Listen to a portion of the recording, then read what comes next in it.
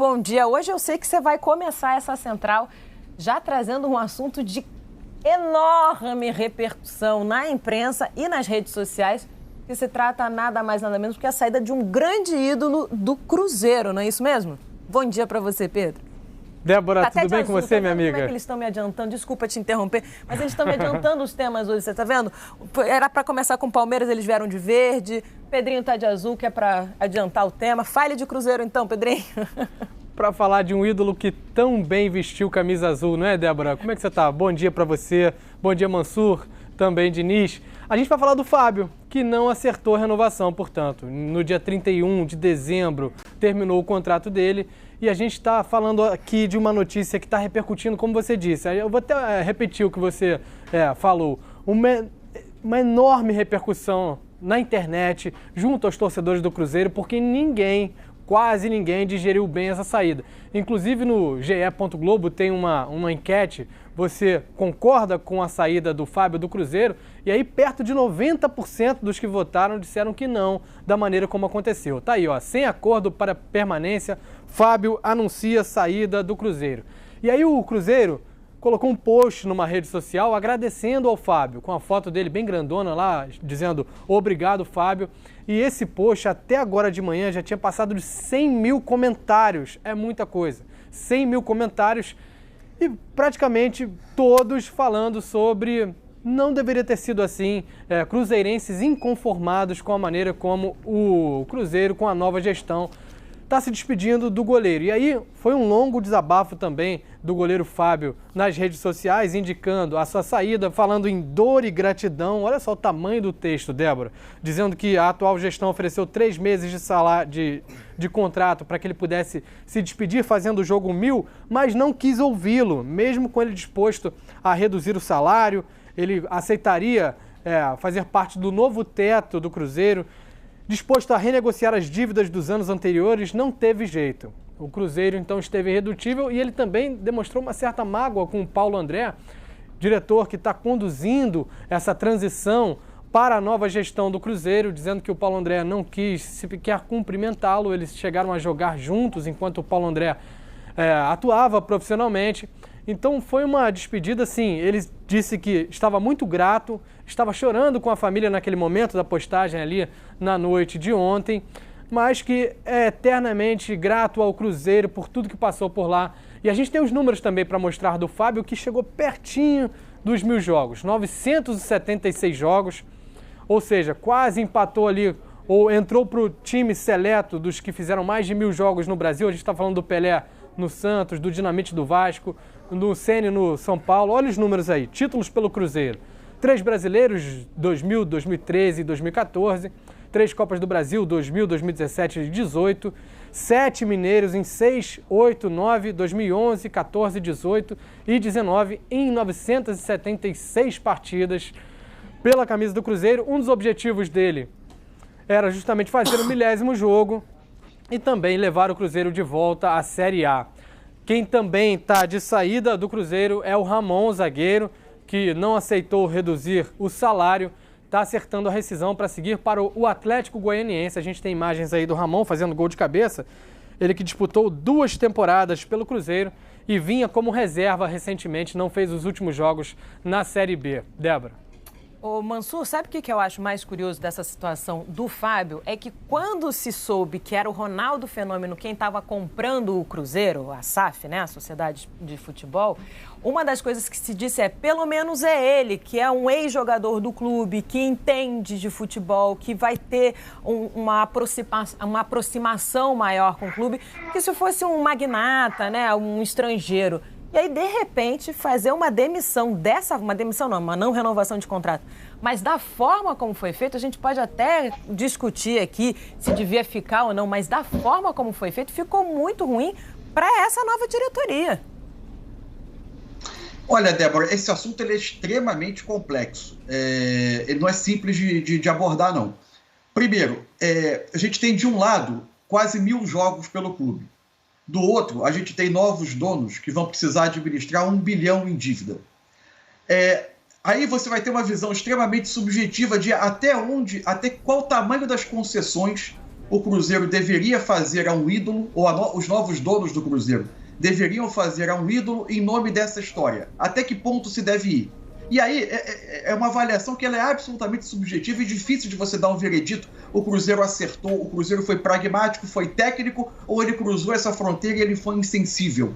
É difícil você dizer isso com todas as letras. E eu explico, tentando explicar um pouco por quê. O que o Cruzeiro ofereceu ao Fábio? Ofereceu 3 meses para que ele tivesse um período de despedidas, um período de homenagens e uma saída honrosa do clube. Isso é suficiente para um jogador com a história do Fábio? Eu acho compreensível que muita gente entenda que não. Mas acho compreensível também que os novos donos entendam que, de um determinado ponto, o clube talvez não pudesse passar. Porque a situação que ele enfrenta, que esses novos donos encontram no Cruzeiro, ela é de fato delicadíssima. Então, a grande questão é, talvez a comunicação desse processo, ela pudesse ter sido feita de outra forma, para que não passasse a sensação de que o modelo empresarial ele chega para romper completamente com qualquer tipo de memória afetiva, com qualquer traço de história e com qualquer traço de sensibilidade em relação a símbolos históricos do clube. Isso pode construir no torcedor uma impressão que é ruim para esse novo modelo que se planta. Do outro lado, eu não tenho dúvida nenhuma, e aí eu acho que é uma coisa muito concreta, de que esse início de gestão do Cruzeiro, ela nos mostra o quanto a gente está diante do novo, né? Porque historicamente o futebol sempre foi uma tentativa de equilibrar o rendimento esportivo com a sustentabilidade econômica do clube.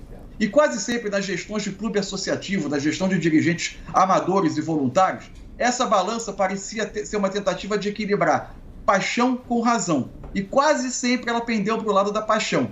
Ao pender para o lado da paixão, ela construiu essas dívidas bilionárias que muitos clubes enfrentam hoje. E agora, talvez esses novos donos, sem as amarras dos processos políticos do clube, da ansiedade, da paixão, da pressão de conselheiro, se sintam com mais margem para as decisões estritamente técnicas, que em alguns momentos podem flertar com a insensibilidade, é fato. Mas eles se sentem sem amarras para esse tipo de decisão. E a gente está diante de uma nova realidade em que se imaginava que ia jorrar dinheiro com os novos donos. O que a gente tem visto é uma contenção dura para tentar fazer com que seja viável a recuperação de clubes como o Cruzeiro. Sem dúvida nenhuma, é uma nova abordagem, uma nova visão para esses clubes que estão afundados em dívida. Vai ter gente que vai achar que foi uma visão extremamente insensível, vai ter gente que vai tratá-la como uma visão técnica. Eu acho que é um erro fazer apenas conta em relação a dinheiro, mas eu acho que não dá mais para fazer a quantidade de concessões que historicamente se fez nos clubes associativos no Brasil. Concordo com você, e você mesmo falou, uma questão de comunicação, que eu acho que foi o grande erro aí, a comunicação, porque a gente, nesse momento, fica apenas com a versão do Fábio, que é de uma situação extremamente antipática, na qual ele participou de uma reunião, o Paulo André, com quem ele jogou no Cruzeiro, estaria perto, numa sala ao lado, não teria cumprimentado, não teria participado dessa reunião, o Fábio teria aceito reduzir salário, rediscutir dívida, e mesmo assim a diretoria teria ficado irredutível. Sim, Mansur. Não, só um ponto, porque ontem à noite eu fui tentando escutar também o outro lado da história e ouvindo pessoas próximas à gestão, à equipe técnica de transição do Ronaldo. Quer dizer, eles entendem que ofereceram a ele uma saída à altura da idolatria dele. E, de novo, a gente vai recair na subjetividade de se isso é o bastante ou não, que eram esses 3 meses. Há um outro ponto, eles entendem que na conversa com o Fábio, ele teria mostrado a esse novo grupo de diretores acreditar pouco neste projeto do Ronaldo, projeto que vem fazendo muitos cortes de custo e que deve enfrentar essa Série B com o menor orçamento que o Cruzeiro teve nos seus 3 anos de Série B.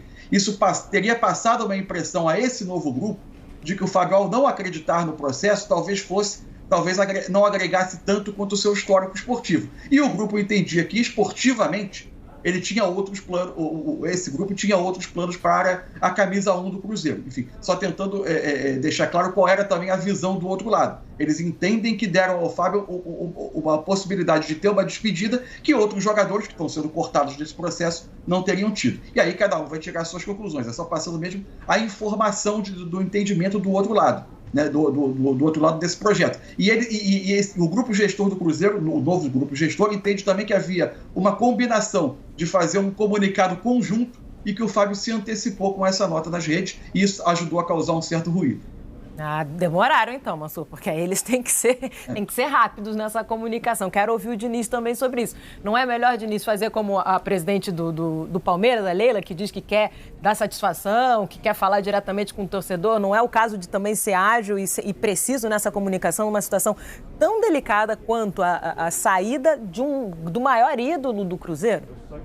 Olha, vou te falar, Débora, que eu tenho muito pouco a acrescentar em relação a tudo que o Mansur falou. Concordo 100% com o que ele disse. Era o meu ponto também, acho que tem que ver um pouco do outro lado. Claro que o Fábio é um cara histórico no Cruzeiro e acho que o ponto só que fica em relação ao torcedor e à nova gestão do Cruzeiro e que pode causar um certo desconforto daqui para frente é no caso dos resultados não serem positivos, né? Porque eu acho que a maneira como foi feito trouxe uma pressão extra para os novos dirigentes do Cruzeiro, para essa nova gestão.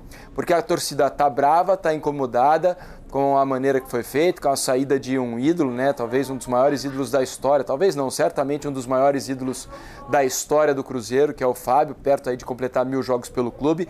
Então, a maneira como foi feita essa saída do Fábio do Cruzeiro trouxe uma pressão, talvez não fosse necessária para esse momento de início de um trabalho, de um processo de ganhar a confiança da torcida. Então, esse é um resquício que pode ficar pelo futuro. Agora, a questão técnica, os novos gestores terem um entendimento de que talvez não pudessem, mesmo o Fábio tentando se acertar e ganhar o teto neste momento do Cruzeiro, de repente os gestores acham que eles não querem usar um jogador ganhando o teto sendo goleiro, eles querem usar o teto para outros jogadores de outras posições, talvez uma questão técnica também, mas assim, Mansur foi pontual e preciso sobre o que eu penso a respeito disso, mas que trouxe uma pressão a mais para essa nova gestão do Cruzeiro, sem dúvida nenhuma, isso trouxe. Diniz, olha a situação, a Rádio Itatiaia comunicou mais cedo que já tem, uma das maiores torcidas organizadas do Cruzeiro já convocou uma manifestação para essa quinta-feira na Toca da Raposa, onde são feitos os treinamentos, na Toca da Raposa 2, e na Praça 7, centro ali, nevrálgico, ali, onde os torcedores se reúnem em Belo Horizonte, justamente para manifestar-se contra, criticar essa posição do Cruzeiro, e pesou para o Paulo André, né, que ficou como um dos vilões aí da história por não ter feito nenhuma intervenção em favor do Fábio. Eles que jogaram juntos no passado no Cruzeiro, ou seja, nos próximos dias a gente ainda deve continuar tendo um clima quente lá em Belo Horizonte por conta disso. Né, Diniz? Não, esse ponto do Felipe Diniz é importantíssimo, a questão de você inaugura um modelo novo, trazendo para si um peso desse tamanho. Agora, tem uma outra coisa também, né? Boa parte desse processo que o Cruzeiro vem enfrentando agora, inclusive ter um goleiro como o Fábio e o clube uma dívida com ele do tamanho que tem, perto dos 10 milhões de reais, pelo que se noticiou ontem, todo esse processo ele foi gradativamente sendo construído pelo modelo antigo, né? A pressão vai ficar nos novos gestores, mas foi o modelo antigo que foi construindo esse processo de fazer com que o Cruzeiro tenha que ter medidas tão duras nesse momento para se tornar viável, né? Todo esse processo de endividamento gradativamente construído pelas gestões passadas estão desembocando nesses episódios de hoje.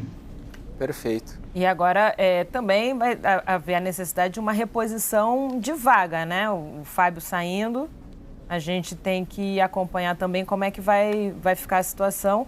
O elenco está sendo montado, tem peças que já tinham sido anunciadas e estão sendo repensadas por essa nova gestão. E o novo treinador, o Paulo Pessolano, tá aí, já iniciou os trabalhos, né? A representação na Toca da Raposa já aconteceu e ele já começou o trabalho dele à frente dessa nova equipe. Outra coisa, Débora, diga. Desculpa, só rapidinho. Imagina a pressão sobre o novo goleiro, né? O goleiro que assumir essa vaga vai ter um peso nas costas aí muito difícil de ser carregado, hein? Vai ter que ser uma escolha muito pontual, muito assertiva, porque não vai ser fácil. É verdade, não queria estar na pele.